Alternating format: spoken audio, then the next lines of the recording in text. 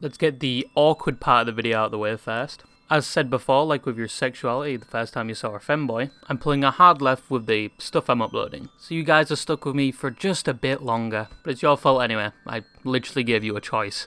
But yeah, you're stuck with me talking about stuff now. But anyway, back to the main part of the video. If you don't know what the digital circus is, I imagine you're in an undeveloped country with dial-up internet that still gives that ear-bludgeoning sound.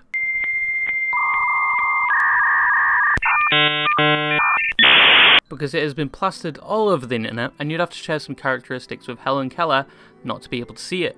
But don't worry, I didn't know what it was either. But it's a series made by a new animation company, Glitch. And to say this has blew up on the internet is an understatement, where it has 130 million views in the first month of the first episode releasing. And there's rumours that Jack Black is going to play a character in it. That's how big this first episode had got. And if there is even one of you with the question in your mind, who is Jack Black? Just leave. But some of you may have seen the memes made about it, especially the music that plays in the ending part of the episode, which slaps harder than your drunken father on a Friday night. Or mother, I know some of you in a single parent household. We're very inclusive on this channel.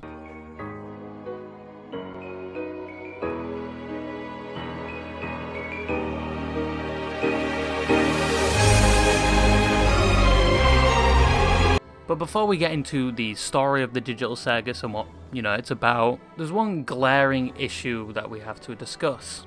And it's not the fact you've probably been on YouTube Reels or Instagram Reels for about 2 hours now. It's the fact we have an animated series with over 130 million views on the internet. And if you can't see the issue already, maybe some of you can. And we're going to say it on 3, so if you don't know what it is, you're going to look like a complete idiot.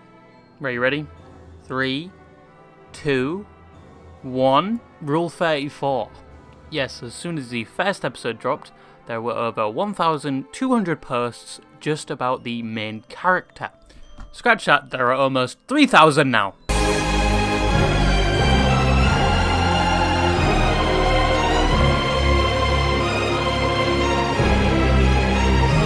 Now, just to tell you, this animation isn't really targeted towards children, but it's not really targeted towards adults either. It's kind of got the best of both worlds, a little grey area if you will, but almost 3,000 posts in a month. I don't know whether to be disgusted or surprised. It's the internet, I shouldn't be surprised anymore. But these Rule 34 artists must have developed powers like the Flash and just started scribbling non-stop. And most of them are probably putting Da Vinci, Vincent van Gogh all to shame right now, with the level of detail and speed they can produce it. But I know at least one person watching this video heard me say Rule 34 and are already looking into it themselves. To that one person, you're a sick But yeah, that just kind of shows how popular this series is, with only one episode out and there's already that many posts about it. God in heaven, please help us when the second episode releases. Like, I don't even think Five Nights at Freddy's had that in the first month. But what is it about? Like, you'd think it'd have a story that rivals Interstellar of how many people have viewed it.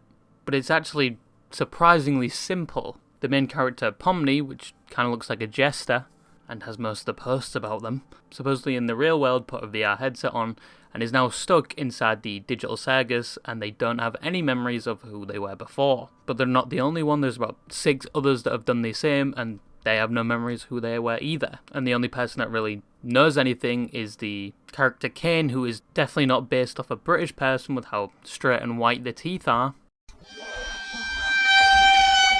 But they're kind of the mastermind behind everything. They probably summon the people there as well. But he gives them mundane tasks to stop them from going insane. But he just gives off the same energy as Bill from Gravity Falls. Damn, they're even catching up to Gravity Falls with that many Rule 34 posts. But basically, Pomni has been transported here seemingly against her own will. And now she wants to escape, but nobody knows how to escape, and she's only been there a few seconds, whereas the others have been there a few years and they still don't know how to escape.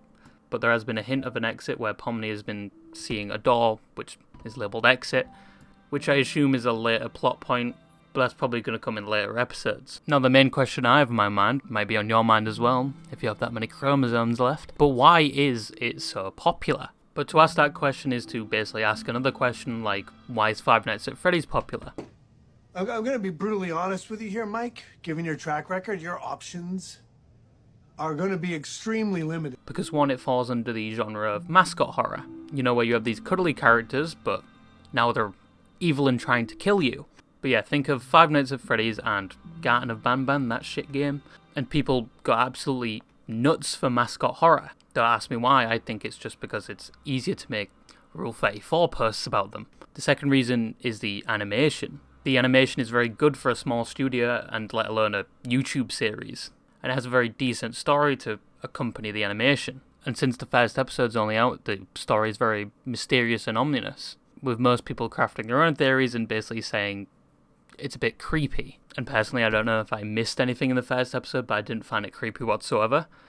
Maybe I'm just dumb. But all you need to know is people really love good animated, creepy mascot horrors.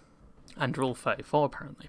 But also another reason is mainly because the characters are very unique and all have their own personalities, which adds to the story and overall quality of the animation.